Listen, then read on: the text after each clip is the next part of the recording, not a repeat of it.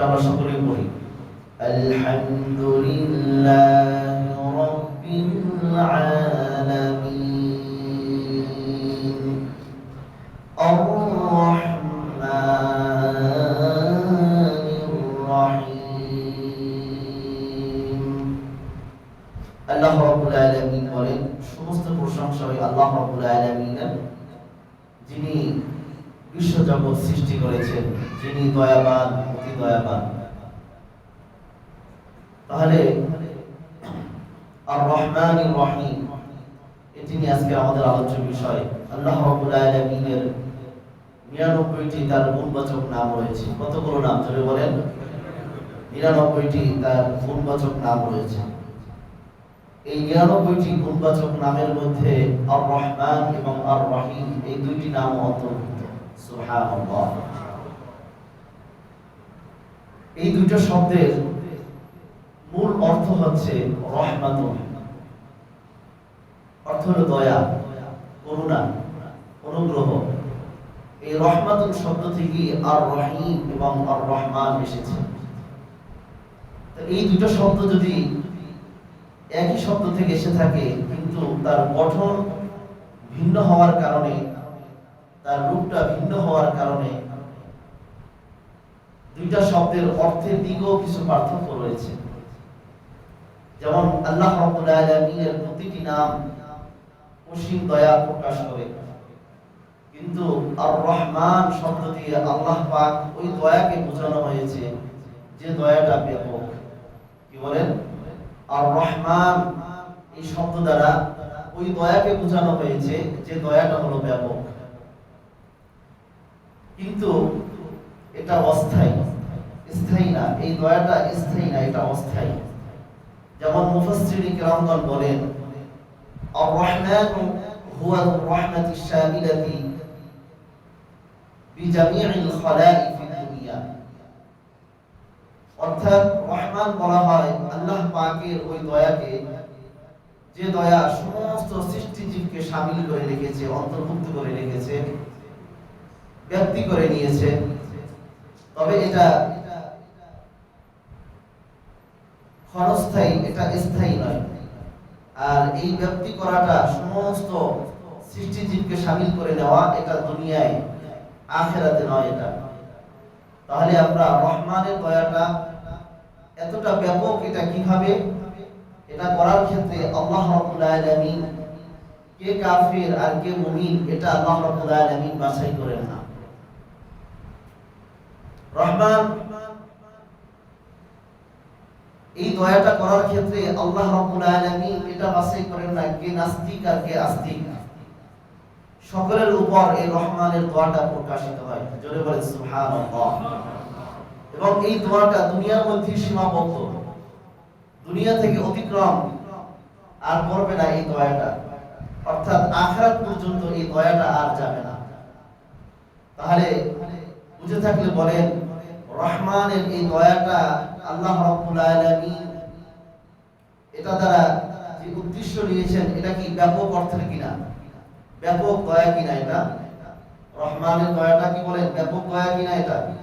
এবং তামাম দুনিয়ার মানুষের উপরে আল্লাহ রাব্বুল আলামিন, যত মাখলুকাত আছে, যা কিছু আছে, সবাইকে আল্লাহ রাব্বুল আলামিন যে দয়া করেন, এটা কোন দয়া?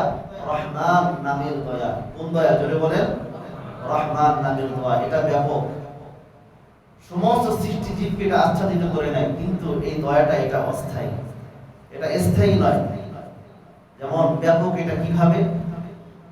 আল্লাহ রাব্বুল আলামিন তামাম দুনিয়ার মানুষের জন্য সূর্য উদিত করেন। একজন কাফির, তার জন্য আল্লাহ রাব্বুল আলামিন সূর্য উদিত করেন। একজন নাস্তিক, একজন গুনাহগার, তার জন্য আল্লাহ রাব্বুল আলামিন সূর্য উদিত করেন। এমন হয় না যে কোনো মানুষের পাপাচারের কারণে সূর্য ওঠা আল্লাহ রাব্বুল আলামিন বন্ধ করে দিয়েছেন, এমন আল্লাহ রাব্বুল আলামিন করেন না। তাহলে একজন কাফির, সে যেমন সূর্যের আলো পায়, আবার একজন মুমিন, সেও কিন্তু সূর্যের আলো পায়। আবার দেখা যায় যে কোরআন পড়ায়, কোরআনকে অবমাননা করে, সেও কিন্তু সূর্যের আলো পায়। কিন্তু এমন খুব কমই হয় যে কোরআন পড়ানোর সাথে সাথে আল্লাহ রাব্বুল আলামিন তাকেও জড়িয়ে দেন, তাকেও জ্বালিয়ে দেন। এমন খুব কম হয়, কিন্তু কেন আল্লাহ রাব্বুল আলামিন এত অপরাধ করার পরেও তাকে ধরেন না, তাকে ছেড়ে দেন? কারণ রহমানের দয়া তার উপরে আচ্ছাদিত আছে, এই জন্য রহমানের দয়া তাকে ঘিরে রেখেছে। এই জন্য আল্লাহ রাব্বুল আলামিনের এত নাফরমানি করার পরেও আল্লাহ রাব্বুল আলামিন তাকে ধরেন না, তাকে ছেড়ে দেন। মানুষ যদি আল্লাহ রাব্বুল আলামিনকে গালিও দেয়, আল্লাহ রাব্বুল আলামিনকে অস্বীকার করে, কোরআনকে পুড়িয়েও ফেলে, রাসূলকে যদি কটূক্তিও করে, সাথে সাথে আল্লাহ রাব্বুল আলামিন প্রতিশোধ দেন না। সাথে সাথে আল্লাহ রাব্বুল আলামিন সেটার প্রতিশোধ গ্রহণ করেন না। তার কারণ কি? ওই ব্যক্তির উপরে রহমানের দয়া আছে। কার দয়া আছে? রহমান এই নামের দয়া আছে। তাই একজন মানুষ যদি দুনিয়াতে হাজারো অন্যায় করে, তাহলে আল্লাহ রাব্বুল আলামিন সাথে সাথে তার অ্যাকশন নেন না। তার কারণ হলো রহমানের দয়া তার উপর ছেয়ে আছে। আল্লাহ রাব্বুল আলামিন কখনো সাথে সাথে তাকে ধ্বংস করেন না। তার কারণ রহমানের দয়া তার উপরে ছেয়ে আছে। রহমানের এই দয়াটা শুধু দুনিয়ার মধ্যে সীমাবদ্ধ। দুনিয়া থেকে যখন কোনো বান্দা বের হয়ে যায়, তখন তার উপর আর রহমানের দয়া থাকবে না। সে যদি সারা জীবন জাহান্নামে পড়ে যায়, জাহান্নামেও যদি থাকে, আর সে যদি আল্লাহ রাব্বুল আলামিনের দিকেও যদি বারবার তাকায়, আল্লাহ রাব্বুল আলামিনকে যদি রহমান রহমান বলে যদি ডাকতে থাকে, কোনো লাভ হবে না। আল্লাহ রাব্বুল আলামিন এক মুহূর্তের জন্য তার দিকে তাকাবেন না। কারণ ওই রহমানের ওই দয়াটা দুনিয়ার মধ্যে সীমাবদ্ধ ছিল, সেটা অস্থায়ী ছিল, সেটা আখিরাত পর্যন্ত সেটা যাবে না। এই জন্য আল্লাহ রাব্বুল আলামিনকে যারা কটূক্তি করে, আল্লাহর হুকুম যারা অমান্য করে, কিছু কিছু শাস্তি আল্লাহ রাব্বুল আলামিন দুনিয়াতে তাদেরকে দেন। যেমন ফিরাউন, হামান, নমরুদ, কারুন, এদেরকে ইত্যাদি কিছু কিছু ব্যক্তিদেরকে আল্লাহ রাব্বুল আলামিন দুনিয়াতে কিছু শাস্তি দিয়েছেন। কিন্তু এই জন্য আল্লাহ রাব্বুল আলামিন শাস্তি দিয়েছেন, যেহেতু আল্লাহ রাব্বুল আলামিন সীমালঙ্ঘনকারীদেরকে অপছন্দ করেন। যারা সীমালঙ্ঘন করে তাদেরকে আল্লাহ রাব্বুল আলামিন ভালোবাসেন না। তাই আল্লাহ রাব্বুল আলামিন তাদেরকে ধ্বংস করে দিয়েছেন। কিন্তু সাধারণভাবে রহমানের দয়া প্রত্যেক মানুষকে ঘিরে আছে। সুতরাং এই দুনিয়াতে থাকা অবস্থায় একজন মানুষ যদি হাজারো অন্যায় করে, তবুও সে আল্লাহ রাব্বুল আলামিনের সাথে সাথে তাকে আযাব দেন না। তার কারণ হলো রহমানের দয়াটা তাকে ঘিরে আছে। তাহলে আমরা বুঝলাম রহমান শব্দের তাফসীর। এবার আসেন পক্ষান্তরে, এর পরের শব্দটা হলো আর রহিম। পরের শব্দ কি জোরে বলেন? আর রহিম।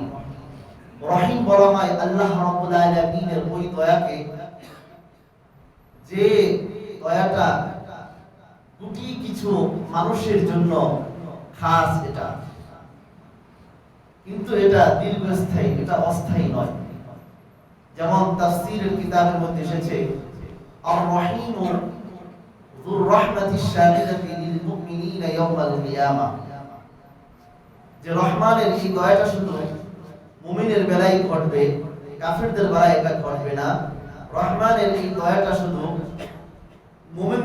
মুমিনদেরকে অন্তর্ভুক্ত করবে কাল কিয়ামতের ময়দানে, কিন্তু এটা স্থায়ী হবে, এটা অস্থায়ী নয়। দুনিয়ার দয়া ছিল সবার জন্য, কিন্তু সেটা ছিল কি? অস্থায়ী। আর এটা হলো সবার জন্য নয়, কিছু ব্যক্তিদের জন্য, কিন্তু এটা খাস। কিন্তু একজন কাফের সে পরকালে যতই কান্নাকাটি করুক না কেন, কিন্তু রহিম বিন্দু মাত্র তার মন বলবে না।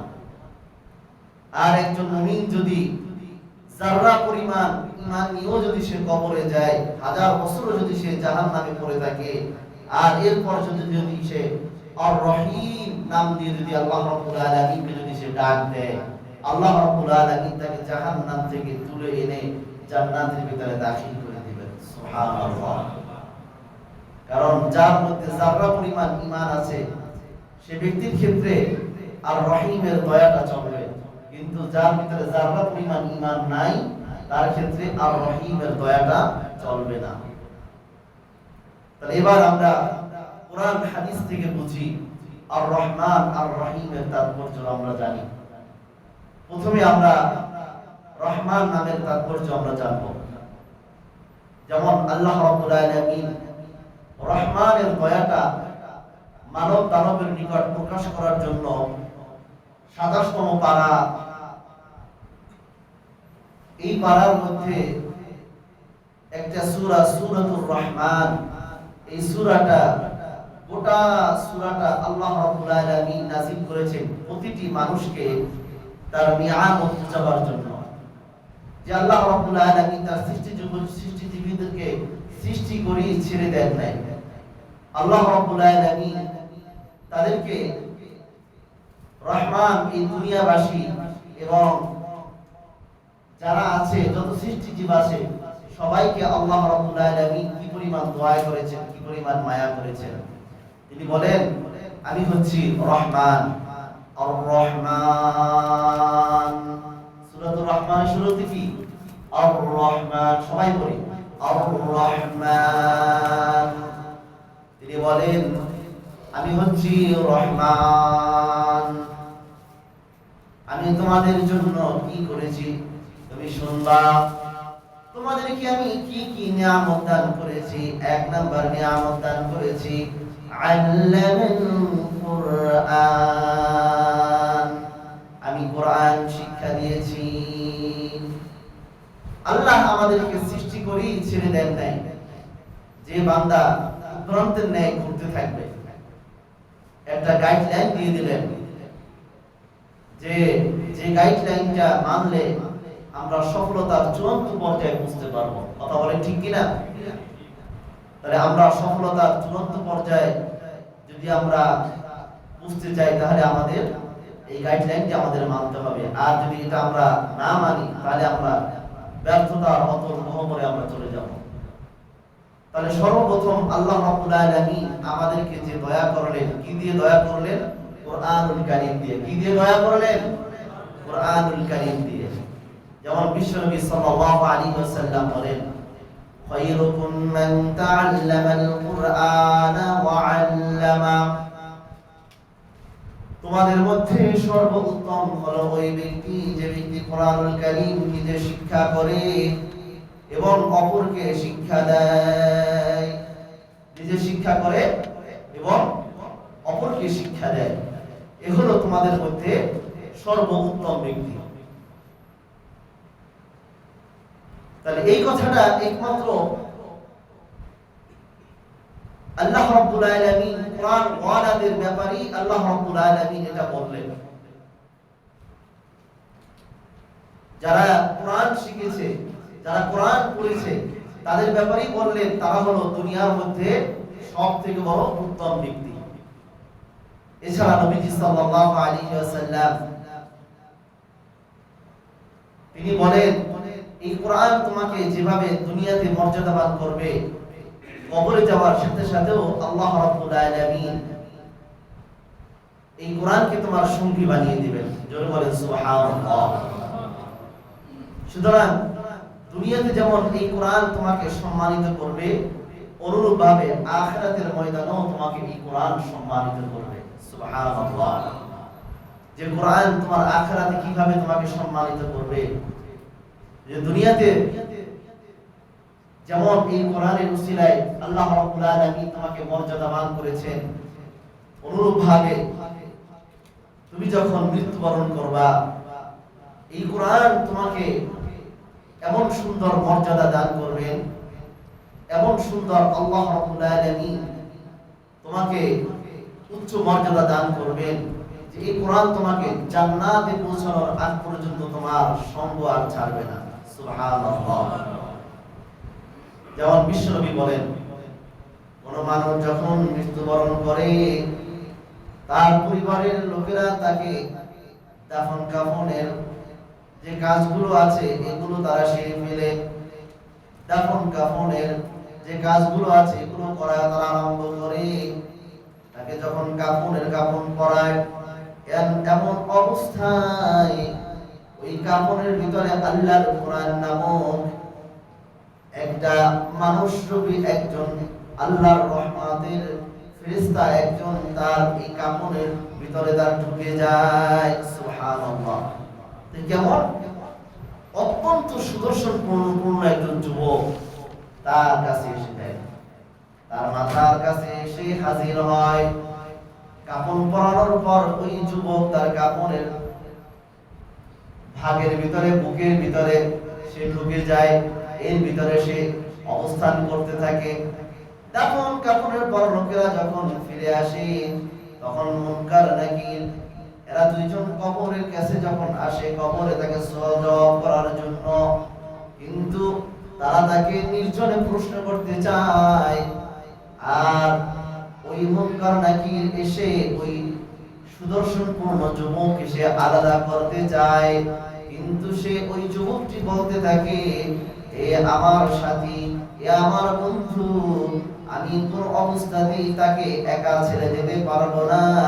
সুতরাং তোমরা যদি তাকে প্রশ্ন করতে পারো, তোমরা যদি আল্লাহ রাব্বুল আলামিনের পক্ষ থেকে আদিষ্ট হয়ে থাকো, তাহলে তোমরা তাকে প্রশ্ন করে যাও। এক মিনিটের জন্য, সামান্য পরিমাণের জন্য আমি তার থেকে বিচ্ছিন্ন হব না। সুবহানাল্লাহ।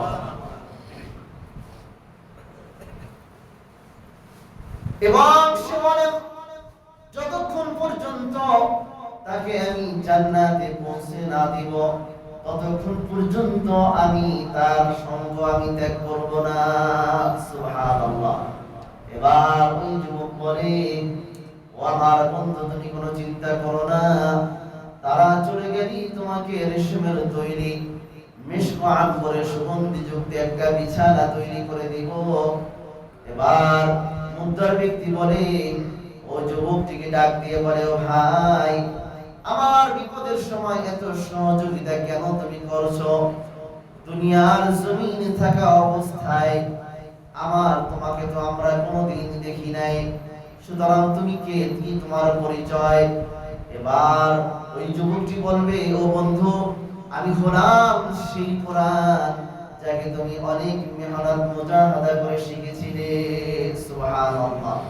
সদা সর্বদা বড় আওয়াজে কখনো পড়েছো, আবার কখনো আস্তে আওয়াজে তুমি পড়েছো, কখনো কোরআন তিলাওয়াত বোঝার জন্য তুমি চেষ্টা করেছো, কখনো কোরআনের তাফসীর শোনার জন্য বিভিন্ন মজলিসে তুমি দৌড়িয়েছো, বিভিন্ন মজলিসে তুমি গিয়েছো।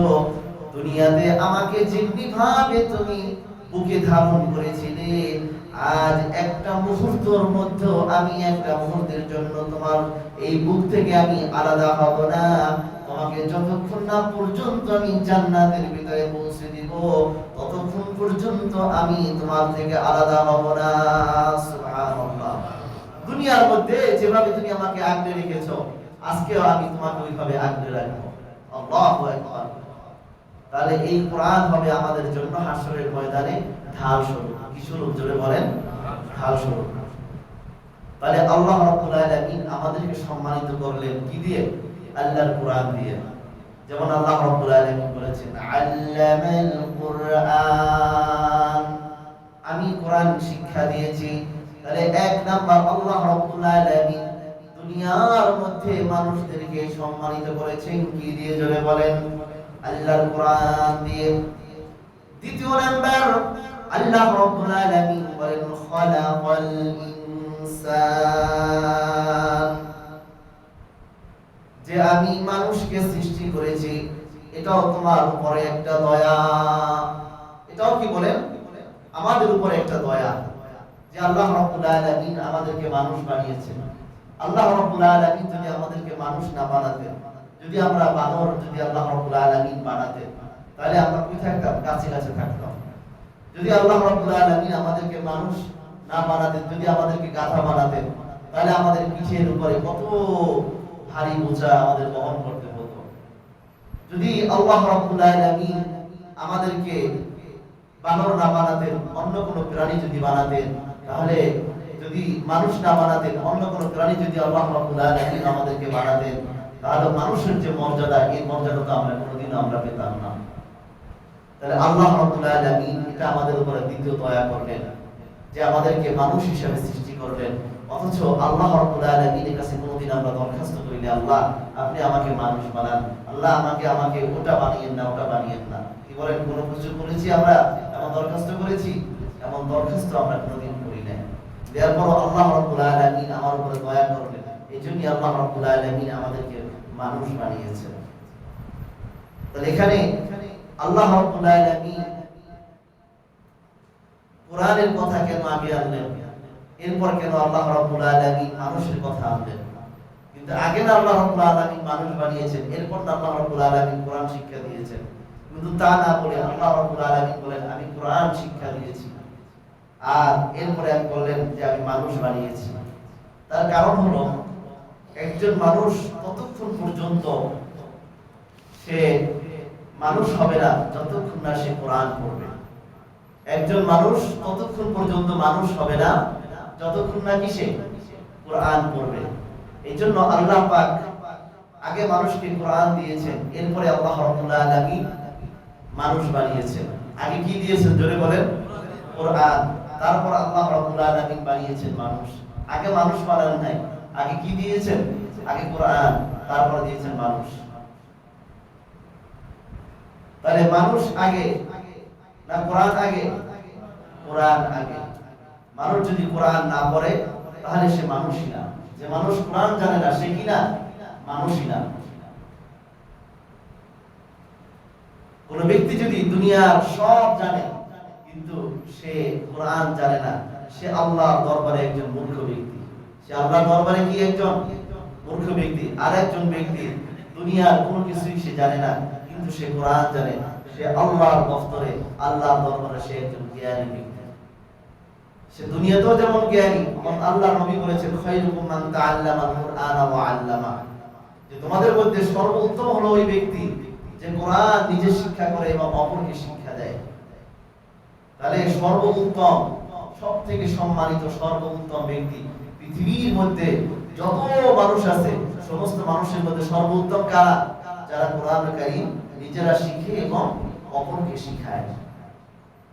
কারণ এই কোরআনের জন্যই আল্লাহ রাব্বুল আলামিন মানুষ সৃষ্টি করেছেন।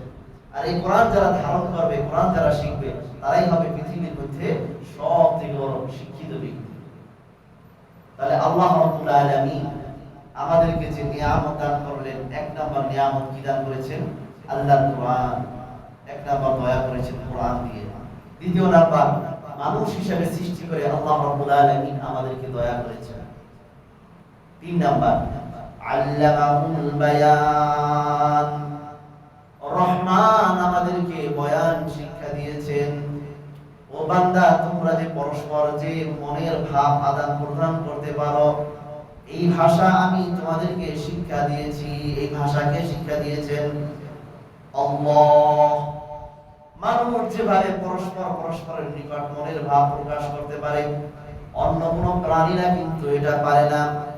মানুষকে আল্লাহ রাব্বুল আলামিন এই যোগ্যতা দান করেছেন। যেমন আল্লাহ রাব্বুল আলামিন সূরাতুর রুমের 22 নম্বর আয়াতের মধ্যে আল্লাহ রাব্বুল আলামিন বলেন, ওয়া মিন আয়াতিহি খালকুস সামাওয়াতি ওয়াল আরদ। আর আল্লাহ রাব্বুল আলামিনের নিদর্শন সমূহের মধ্যে একটি হলো আসমান এবং জমিনের সৃষ্টি। আসমান এবং জমিনের সৃষ্টি। ওয়াখতিলাফু আলসিনাতিকুম ওয়া আলওয়ানিকুম। আর আল্লাহ রাব্বুল আলামিনের নিদর্শন সমূহের মধ্যে আরেকটা হলো তোমাদের ভাষা এবং বর্ণের বৈচিত্র্য। আল্লাহ রাব্বুল আলামিন তোমাদেরকে বিভিন্ন ভাষা দান করলেন, বিভিন্ন ভাষার বিভিন্ন বর্ণ আল্লাহ রাব্বুল আলামিন দান করলেন। আল্লাহ রাব্বুল আলামিন তোমাদেরকে যে ভাষা দান করলেন, এক এক ভাষার এক এক রকমের সুর, এক এক ভাষার এক এক রকমের বর্ণ আল্লাহ রাব্বুল আলামিন এগুলো তোমাদেরকে দান করলেন। ইন্না ফী যালিকা লাআয়াতিন লিল আলামিন। আর নিশ্চয়ই এই সমস্ত যা কিছু এগুলো সব হলো বিশ্ব জগতের জন্য নিদর্শন সমূহ। এগুলো কি জোরে বলেন? নিদর্শন। তাহলে এই পৃথিবীতে সব মানুষের ভাষা এক রকমের না। কারণ ভাষাবিদরা বলেন এই পৃথিবীতে প্রায় ৭,১১১টি ভাষা আছে। কতগুলো? ৭,১১১টি ভাষা, এবং বেশিরভাগ মানুষ প্রায় ২৩টি ভাষায় কথা বলে। আল্লাহ রাব্বুল আলামিন এই ভাষার জ্ঞান একমাত্র মানুষদেরকেই দান করেছেন। প্রাণীদের থেকে মানুষ শ্রেষ্ঠত্ব এটা কোন জিনিসের দিক থেকে? যেমন আপনার চক্ষু আছে, প্রাণীর তো চক্ষু আছে। আপনার নাক আছে, প্রাণীর তো নাক আছে। আপনার হাত আছে, প্রাণীদের তো হাতের যে কাজ করা দরকার এটাও তারা করতে পারে, তাদেরও ওটা আছে। আবার আপনার পা আছে, ওদেরও তো পা আছে। কিন্তু তাদের ভিতরে আপনার ভিতরে একটা শ্রেষ্ঠত্ব আছে, সেটা হলো আপনি কথা বলতে পারেন আর প্রাণীরা সেটা পারে না। এটাই হলো আমাদের মাঝে আর তাদের মাঝে শ্রেষ্ঠত্বটা। যেটা বলে সুবহানাল্লাহ। তাহলে আল্লাহ রাব্বুল আলামিন যেমন হযরত আদম আলাইহিস সালাতু ওয়াস সালামকে যে জান্নাতের মধ্যে ফেরেশতাদের সাথে এক প্রতিযোগিতার ব্যবস্থা করে দিয়েছিলেন, যে জান্নাতের মধ্যে আল্লাহ রাব্বুল আলামিন আদম আলাইহিস সালাতু ওয়াস সালামকে শ্রেষ্ঠত্বের ঘোষণা দিয়েছিলেন, সেটা কিসের ভিত্তিতে? সেটা হলো এই ভাষার ভিত্তিতে। যে তাকে একটা প্রতিযোগিতার ব্যবস্থা করলেন ফেরেশতাদের মাঝে, সেটা কিসের প্রতিযোগিতা? ভাষার প্রতিযোগিতা। যেমন সূরাতুল বাকারার ৩১ নম্বর আয়াতের মধ্যে আল্লাহ রাব্বুল আলামিন বলেন, ওয়া'আল্লামা আদামাল আসমাআ কুল্লাহা। আল্লাহ রাব্বুল আলামিন আদম আলাইহিস সালাতু ওয়াস সালামকে এই দুনিয়ার মধ্যে যত জিনিস আছে সমস্ত জিনিসের নামগুলোকে শিক্ষা দিলেন, এবং যত রকমের ভাষায় এগুলো বলবেন এগুলো আল্লাহ রাব্বুল আলামিন আদম আলাইহিস সালাতু ওয়াস সালামকে শিক্ষা দিলেন। সুম্মা আরাদাহুম আলাল মালাইকা। অতঃপর আল্লাহ রাব্বুল আলামিন তাকে ফেরেশতাদের কাছে এই যে যত জিনিসগুলো আছে এগুলোকে আল্লাহ রাব্বুল আলামিন ফেরেশতাদের সামনে পেশ করলেন। ফাকালা, আল্লাহ রাব্বুল আলামিন বলেন, আনবিউনি বিআসমাই হাউলাই ইন কুনতুম সাদিকিন। ও আমার ফেরেশতারা, এই যে পৃথিবীর মধ্যে এই জিনিসগুলো তোমাদের সামনে আমি পেশ করলাম, যদি তোমরা সত্যবাদী হয়ে থাকো পারলে তোমরা এই জিনিসগুলোর নাম বলে দাও। তখন ফেরেশতারা বলল, ক্বালু সুবহানাকা লা ইলমা লানা ইল্লা মা আল্লামতানা। ও আল্লাহ, আপনি পবিত্র, আমাদের তো এই ইলম নাই। আপনি যতটুকু আমাদেরকে শিক্ষা দিয়েছেন এর বাইরে আমাদের কোনো ইলম নাই। এই ভাষা তো আমরা কোনোদিন জানি না। আল্লাহ, এগুলো তো আমরা বলতে পারি না। আপনি যতটুকু আমাদেরকে জানিয়েছেন আমরা তো ততটুকুই বলতে পারি, এর বেশি কিছু তো আমরা বলতে পারি না। ইন্নাকা আনতাল আলিমুল হাকীম, নিশ্চয়ই আপনি সর্বজ্ঞানী এবং প্রজ্ঞাবান। ক্বালা ইয়া আদম, এবার আল্লাহ রাব্বুল আলামিন বললেন, হে আদম, আনবিউহুম বিআসমাইহিম। ফালাম্মা আনবাহুম বিআসমাইহিম। এবার আল্লাহ রাব্বুল আলামিন আদমকে বললেন, আদম, তুমি তাদের নাম সম্পর্কে, এগুলোর নাম সম্পর্কে তাদেরকে তুমি অবহিত করো। ফালাম্মা আনবাহুম বিআসমাইহিম, যখন আদম আলাইহিস সালাতু ওয়াস সালাম একটার পর একটা জিনিসের কোন ভাষায় কি নাম হবে সব জিনিসের নাম যখন তিনি বলে দিলেন, এবার আল্লাহ রাব্বুল আলামিন বললেন, ফালাম্মা আনবাহুম বিআসমাইহিম ক্বালা আলাম আকুল লাকুম ইন্নী আ'লামু গায়বাস সামাওয়াতি ওয়াল আরদ। আমি কি তোমাদেরকে বলি নাই যে আমি জানি আসমান এবং জমিনের মাঝে যত গোপনীয় জিনিস আছে সব জিনিস সম্পর্কে আমি আল্লাহ রাব্বুল আলামিন জানি। ওয়া আ'লামু মা তুবদুনা ওয়া মা তাকতুমুন। এই দুনিয়ার মাঝে যত প্রকাশ্য জিনিস আছে যত অপ্রকাশ্য জিনিস আছে সব আমি জানি। আমি তোমাদেরকে বলি না আমি যা জানি তা কি তোমরা জানো না? আল্লাহ রাব্বুল আলামিন এটা তাদেরকে বললেন। তাহলে এই কথাটা আল্লাহ রাব্বুল আলামিন সূরাতুর রহমানের মধ্যে এটা তুলে ধরেছেন, আল্লামাহুল বায়ান। আমি মানুষ মানুষকে বয়ান শিক্ষা দিয়েছে, এটা হলো মানুষের 3 নাম্বার বৈশিষ্ট্য, 3 নাম্বার দয়া। আল্লাহ রাব্বুল আলামিন যদি আমাদেরকে এই নিয়ামত দান না করতেন, সুন্দরভাবে যদি আমরা কথা না বলতে পারতাম, তাহলে মানুষ আমাদেরকে কি বলতো? প্রতিবন্ধী বলতো। কথা বলেন ঠিক কিনা? কিন্তু আমরা সুস্পষ্ট ভাষায় কথা বলতে পারি, এটা কার দয়া? আল্লাহ রাব্বুল আলামিনের দয়া। আল্লাহ পাক রব্বুল আলামিন আমাদের উপরে আরো কি কি অনুগ্রহ করেছেন, কি কি দয়া করেছেন তা তুলে ধরেছেন এই সূরার মধ্যে। প্রায় সূরাতুর রহমানের মধ্যে প্রায় 31টা জায়গায় আল্লাহ রাব্বুল আলামিন একটা কথাই তুলে ধরেছেন, ফাবিআইয়ি আলাই রাব্বিকুমা তুকাযযিবান। ও বান্দা, তোমরা আমার কোন কোন নিয়ামতকে তোমরা অস্বীকার করবা? এমন কোন নিয়ামত আছে যেটা তোমরা আমরা অস্বীকার করবা? কি এমন কোন নিয়ামত আছে যে আমরা অস্বীকার করতে পারবো? কোনো নিয়ামত আমরা অস্বীকার করতে পারবো না। তাহলে আর রহমান আমাদেরকে সদা সর্বদা অনুগ্রহ দান করেছে, ছায়ার মতো আমাদেরকে বেষ্টন করে রেখেছে। কথা বলেন ঠিক কিনা? তাহলে আল্লাহ পাকের দয়াটা কেমন, আল্লাহ রাব্বুল আলামিন কেমন ভালোবাসেন, দয়াটা কেমন? বুখারী শরীফের 5541 নম্বর হাদিস। قال رسول الله صلى الله عليه وسلم, আল্লাহ রাসূল সাল্লাল্লাহু আলাইহি ওয়াসাল্লাম বলেন, ইয়াকুলু জাআলা আল্লাহু রাহমাতা মিআতা জুজইন। আল্লাহ রাব্বুল আলামিন 100 ভাগ রহমত আল্লাহ রাব্বুল আলামিন সৃষ্টি করেছেন। فأمسك عنده 99 আল্লাহ রাব্বুল আলামিন ওখান থেকে 99টা রহমত তার কাছে রেখে দিয়েছেন। فأنزل في الأرض جزءا واحدا আর ওখান থেকে 100 রহমত থেকে মাত্র একটা রহমত দুনিয়ার মানুষের মাঝে বন্টন করে দিয়েছেন। সুবহানাল্লাহ। এই জন্যই মা বাবা সন্তানকে এত ভালোবাসে, সন্তান মা বাবাকে এত ভালোবাসে, স্বামী তার স্ত্রীকে এত ভালোবাসে, স্ত্রী তার স্বামীকে এত ভালোবাসে, ভাই তার ভাইকে এত ভালোবাসে, একটা রহমতের কারণে। আল্লাহ রাব্বুল আলামিন এই জন্যই বলেন, ওয়া তারাহামাল খালাইক হাত্তা তারফাআল দাবাতু হাফারাহা আন ওয়ালাদিহা। এই জন্য তারা পরস্পরকে এত ভালোবাসে। আর 99টা রহমত আল্লাহ রাব্বুল আলামিন নিজের কাছে রেখে দিয়েছেন। সামনে বান্দার জন্য একটা কঠিন মুহূর্ত আছে, আখিরাত। কি কঠিন মুহূর্ত জোরে বলেন? আখিরাত।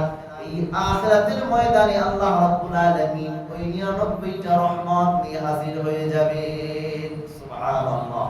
তাহলে আল্লাহ পাক কত দয়াবান যে এক লোক সফরে বের হয়েছে, উট বোঝাই তার খাবার, মরুভূমির মাঝে চলছে, তিনি বিশ্রামের জন্য একটা জায়গা তিনি নির্বাচন করলেন। জায়গার ভিতরে একটু ঘুমিয়েছে, ঘুমানোর মধ্যে হঠাৎ করে দেখে তার উটটা হারিয়ে গিয়েছে।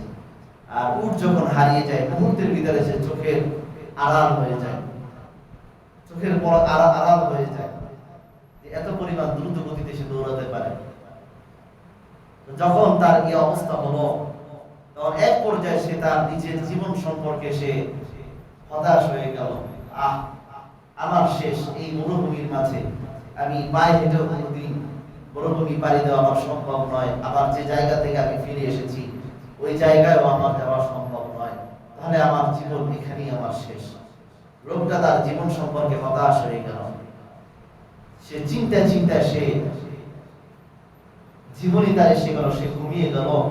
ঘুম থেকে হঠাৎ উঠে দেখে যে ওই মাল বোঝাইকৃত উটটা তার সামনে হাজির। লোকটা তখন এতটা খুশি হয়ে গেছে, এতটা খুশি হয়ে সে আল্লাহর শুকরিয়া আদায় করতে গিয়ে আল্লাহ রাব্বুল আলামিনকে বলতেছে, আল্লাহ তুমি হলা আমার গোলাম, আমি হলাম তোমার রব। খুশিতে কি বলছে? আল্লাহ তুমি হলা আমার গোলাম, আমি হলাম তোমার রব। তো নবীজি সাল্লাল্লাহু আলাইহি ওয়াসাল্লাম বলেন, ওই ব্যক্তি যে পরিমাণ খুশিতে এই কথাটা বলছে, কিন্তু সে আল্লাহ রাব্বুল আলামিনকে তার বলা দরকার ছিল আল্লাহ তুমি আমার রব আমি তোমার গোলাম, সে বলে ফেলছে উল্টাটা। পরে ওই ব্যক্তি যতটা খুশিতে এই কথাটা সে বলছে, আমার বান্দা যখন আমার কাছে কোনো কিছুর জন্য হাত পাতে, আমার বান্দা যখন আমার কাছে কোনো কিছুর জন্য মাপ চায়, আমি আল্লাহ রাব্বুল আলামিন ওই ব্যক্তির চেয়েও বেশি দয়া নিয়ে বান্দার দিকে অগ্রসর হয়ে যায়। সুবহানাল্লাহ। তাহলে আল্লাহ রাব্বুল আলামিনের কি পরিমাণ দয়া তার বান্দার জন্য। এগুলো কোন দয়া জোরে বলেন? আর রহমান। কোন দয়া? আর রহমান। এইজন্যই দেখেন ফিলিস্তিনের মুসলমানদেরকে ইহুদিরা মেরে ছাপ করে ফেলছে, এরপর আল্লাহ রাব্বুল আলামিন তাদেরকে এত আযাব গজব দেন না। তার কারণ হলো তাদের উপরেও কি আছে? আর রহমানের দয়া আছে। আল্লাহ রাব্বুল আলামিন তাদেরকে ছাড় দেন কিন্তু ছেড়ে দিবেন না। কত নিরপরাধ মানুষদেরকে, কত আলেমদেরকে জেলে বন্দী করে যুগের পর যুগ রেখে দিচ্ছে, কিন্তু আল্লাহ রাব্বুল আলামিন ওই জালেমদেরকে ধ্বংস করেন না। তার কারণ হলো তার উপরেও কি আছে? রহমানের দয়া আছে। এবার আসেন আর রহিম। যে তার আগে আল্লাহ রাব্বুল আলামিন বলেন যে বান্দা তুমি যত বড় গুনার কাজ তুমি করো, তুমি কিন্তু আমার থেকে হতাশ হও না, তুমি আমার থেকে হতাশ হও না। যেমন সূরাতুল জুমারের 53 নম্বর আয়াত, আয়াতের মধ্যে আল্লাহ রাব্বুল আলামিন বলেন কুল ইয়া ইবাদিয়াল্লাযীনা আসরাফু আলা আনফুসিহিম লা তাকনাতু মির রাহমাতিল্লাহ। হে নবী আপনি বলে দেন, হে আমার বান্দারা যারা তোমরা নিজেদের উপরে অনেক জুলুম করে ফেলেছো, লা তাকনাতু মির রাহমাতিল্লাহ, তোমরা আমার রহমান থেকে তোমরা নিরাশ হয়ো না। ইন্নাল্লাহা ইয়াগফিরুয যুনুবা জামিআ, আল্লাহ রাব্বুল আলামিন বলেন আমি কিন্তু সমস্ত অপরাধগুলোকে আমি maaf করে দেই। ইন্নাহু হুয়াল গফুরুর রহিম, নিশ্চয়ই আল্লাহ রাব্বুল আলামিন ক্ষমাশীল চিরদয়ালু। তাহলে বান্দা যত অপরাধী করুক না কেন সে মাপ চাবে কার কাছে? আল্লাহ রাব্বুল আলামিনের কাছে। যদি সে মাপ চায় আল্লাহ রাব্বুল আলামিন তাকে মাফ করে দিবেন। তাহলে আমরা এটা বুঝলাম যে রহমান বলা হয় ওই দয়াকে যেটা ব্যাপক কিন্তু অস্থায়ী। কিন্তু কি সেটা? অস্থায়ী। এবার দ্বিতীয় নাম্বার আর রহিম। রহিম ওই দয়াকে বলে যেটা স্থায়ী, তবে তা কিছু ব্যক্তির জন্য নির্দিষ্ট। যেমন সূরাতুল আহজাবের 43 নম্বর আয়াতের মধ্যে আল্লাহ রাব্বুল আলামিন বলেন ওয়া কানা বিল মুমিনিনা রহিমা, আর মুমিনদের বেলায় আল্লাহ রাব্বুল আলামিনের এই রহিম নামক যে দয়াটা আছে এটা তাদের জন্য ব্যাপক। মুমিনদের বেলায় এটা খাস, কিন্তু সবার জন্য এটা খাস নয়। তো মুমিনদের বেলায় আল্লাহ রাব্বুল আলামিনের এই রহিম নামক এই দয়াটা তাদের জন্য খাস, অন্যদের জন্য এটা খাস নয়, অন্যদের জন্য এটা প্রযোজ্য নয়। আল্লাহ রাব্বুল আলামিনের আয়াতে কোরআনুল কারীমের আরেক আয়াতের মধ্যে আছে রাহমাতি ওয়াসিআত কুল্লা শাই, আমার রহমত প্রতিটি জিনিসের উপরে পরিব্যাপ্ত করে আছে, প্রতিটি জিনিস সে আছে। আল্লাহ রাব্বুল আলামিন যখন এই আয়াত নাযিল করলেন তখন মিস্টার ইবলিস অনেক খুশি হয়ে গেছে। তখন সে মনে মনে বলতেছে তার অনুসারীদেরকে আল্লাহর রহমত দুনিয়ার সমস্ত মাখলুকের উপরে যেহেতু পরিবেষ্টিত আছে, সুতরাং আমিও আল্লাহর রহমতের বাহিরে না, আমিও আল্লাহর রহমতের মধ্যেই আছি। কোথায় আছি? আল্লাহর রহমতের মধ্যেই আছি। এদিক থেকে ইবলিস বড় খুশি। তার সাথে সাথে ইহুদি খ্রিস্টান যারা আছে, বিধর্মী যারা আছে, এরাও খুব খুশি যে আমরাও আল্লাহর রহমতের এই আয়াতের ভিত্তিতে রাহমাতি ওয়াসিআত কুল্লা শাই, যে আল্লাহর রহমত আমার রহমত প্রতিটি জিনিসের উপরে আচ্ছাদিত, প্রতিটি জিনিস এটা পরিব্যাপ্ত করে আছে। তখন ইহুদি খ্রিস্টান কাফের মুশরিক এরাও বলতেছে হ্যাঁ খুব সুন্দর জিনিস, বলে মুহাম্মদ যে ধর্মের কথা বলে যদি সেটা সত্য হয় তো ভালো কথা, আর যদি সেটা সত্য নাও হয় আমরা যে ধর্মের উপরে আছি তাহলে এরপরও ধর্মের উপরে থেকেও আমরা নাজাত প্রাপ্ত, কারণ আল্লাহর রহমত আমাদের উপরে আছে। এরপরে আল্লাহ রাব্বুল আলামিন তাদের এই খুশিটাকে রদ করার জন্য, এই খুশিটাকে প্রতিহত করার জন্য আল্লাহ রাব্বুল আলামিন এর পরের আয়াত নাযিল করলেন, সাসা'আকতুমুহা লিল্লাযীনা ইয়াত্তাকুন ওয়া ইউতুনাজ যাকাতা ওয়া ইউতুনাজ যাকাত ওয়াল্লাযীনা হুম বিআয়াতিনা ইউমিনুন। আল্লাহ রাব্বুল আলামিন বলেন, ফাসা'আকতুমুহা লিল্লাযীনা ইয়াত্তাকুন, আমি অবশ্যই ওই সমস্ত ব্যক্তিদের আমল লিপিবদ্ধ করব, ওই সমস্ত ব্যক্তিদের আমলগুলো আমি গ্রহণ করব যারা মুত্তাকি, যারা কি জোরে বলেন মুত্তাকি, ওয়া ইউতুনাজ যাকাত, এবং যারা যাকাত আদায় করে, ওয়াল্লাযীনা হুম বিআয়াতিনা ইউমিনুন, আর এরাই হলো প্রকৃতপক্ষে মুমিন। সুবহানাল্লাহ। এরপরে আল্লাহ রাব্বুল আলামিন আয়াতের মধ্যে বলেন, যারা শিরক থেকে মুক্ত, যারা শিরক থেকে মুক্ত এবং যারা যাকাত আদায় করে তারাই হলো আমার মুমিন। তাহলে আল্লাহ তারা হলো মুমিন এবং তারাই আমার রহমত পাবে। তাহলে এবার ইহুদিরা তারা বলতেছে, আমরা তো যাকাত আদায় করি, আমরা তো মুসা নবীর অনুসরণ করি, তাহলে আমরাও তো এই রহমতের অন্তর্ভুক্ত হব। তখন আল্লাহ রাব্বুল আলামিন এর পরের আয়াত, আরেকটি আয়াত নাযিল করলেন। তখন আল্লাহ রাব্বুল আলামিন বলেন, আল্লাযীনা ইয়াত্তাবিউনা আর-রাসূলান নাবিয়্যাল উম্মিয়্যাল্লাযী,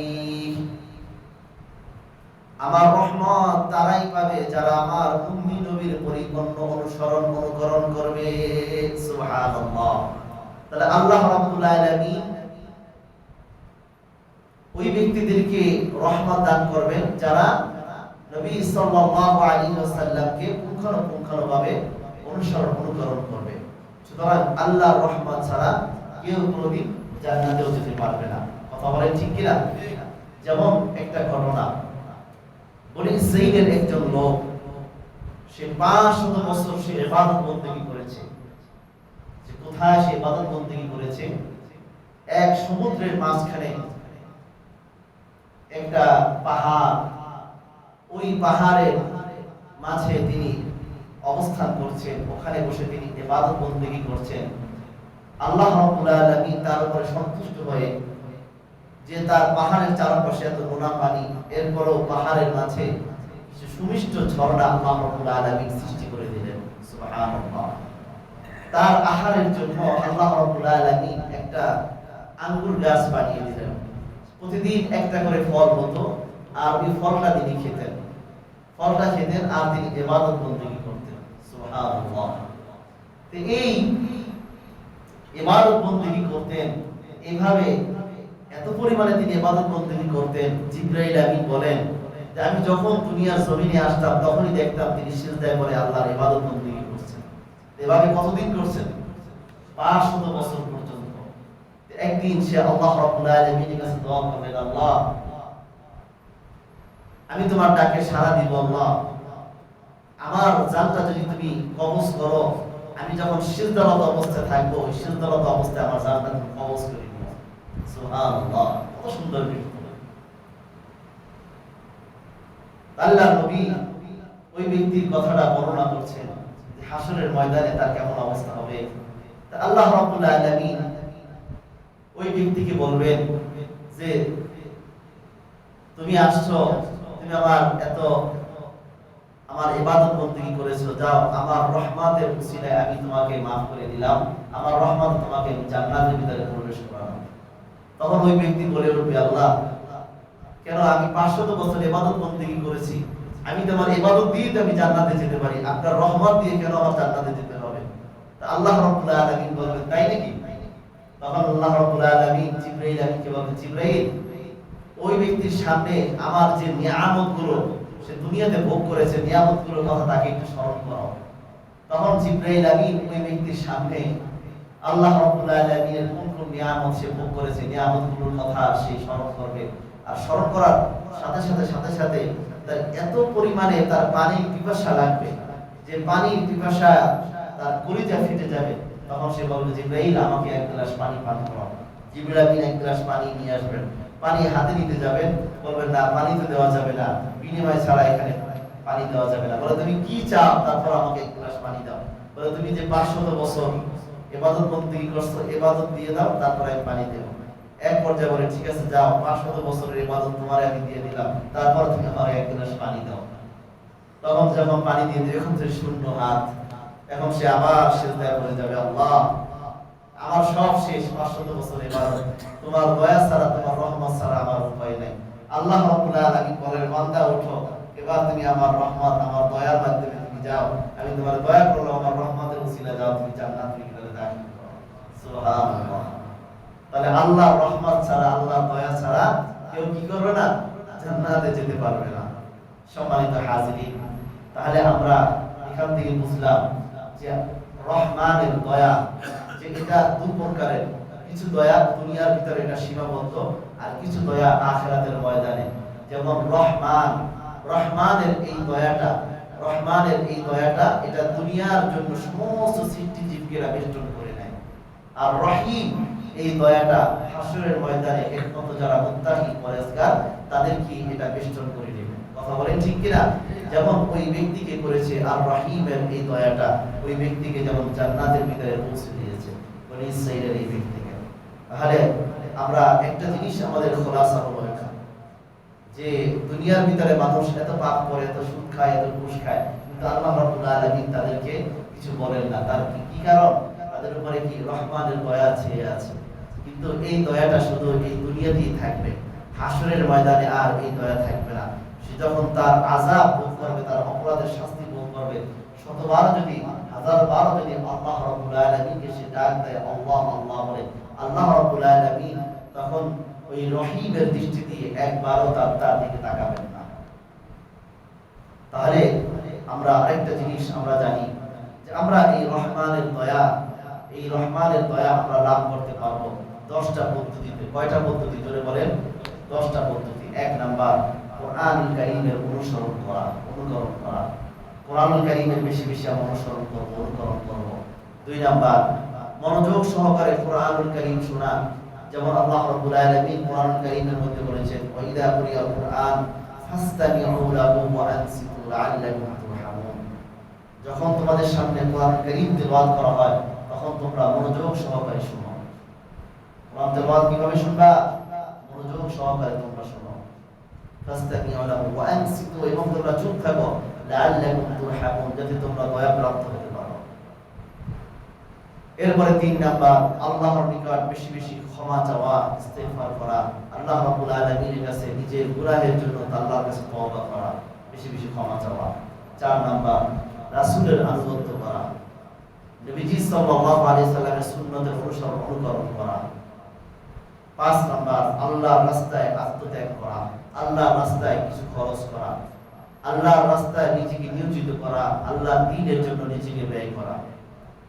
6 নাম্বার, নামাজ, রোজা, হজ, যাকাত এগুলো যথাযথভাবে এগুলো আদায় করা। 7 নাম্বার, অনুগ্রহ লাভের দোয়া করা, যে আল্লাহ রাব্বুল আলামিনের কাছে আমরা যে দোয়াগুলো আছে, যে অনুগ্রহ লাভ করা যায়, ওই দোয়াগুলো আমরা বেশি বেশি করব। রব্বানা আতিনা ফিদ দুনিয়া হাসানাতাও ওয়া ফিল আখিরাতি হাসানাতাও ওয়া কিনা আযাবান নার। এই দোয়াগুলো আমরা বেশি বেশি পরিমাণে আমরা করব। এরপরে 8 নাম্বার, উত্তম আচরণ বিধি হওয়া, মানুষের সাথে ভালো আচরণ করা, নম্র ব্যবহার করা। 9 নাম্বার, আল্লাহ রাব্বুল আলামিনকে বেশি বেশি ভয় করা, আল্লাহ রাব্বুল আলামিনকে বেশি বেশি পরিমাণে ভয় করা। 10 নাম্বার, কোন মানুষের মধ্যে যদি ঝগড়া ফাসাদ লেগে যায়, তখন তাদেরকে মীমাংসা করে দেওয়া, তাদেরকে মিলিয়ে দেওয়া। তা আল্লাহ রাব্বুল আলামিন এই 10টা গুণ যদি আমরা অর্জন করতে পারি, তাহলে এর মাধ্যমে আল্লাহর রহমত আমরা লাভ করতে পারবো। সবাই আমরা আল্লাহর রহমত লাভ করতে চাই। আল্লাহ রাব্বুল আলামিন যেন আমাদের সবাইকে আল্লাহর রহমত লাভ করার তৌফিক দান করেন। ওয়া আখিরু দাওয়ানা আলহামদুলিল্লাহি রাব্বিল আলামিন।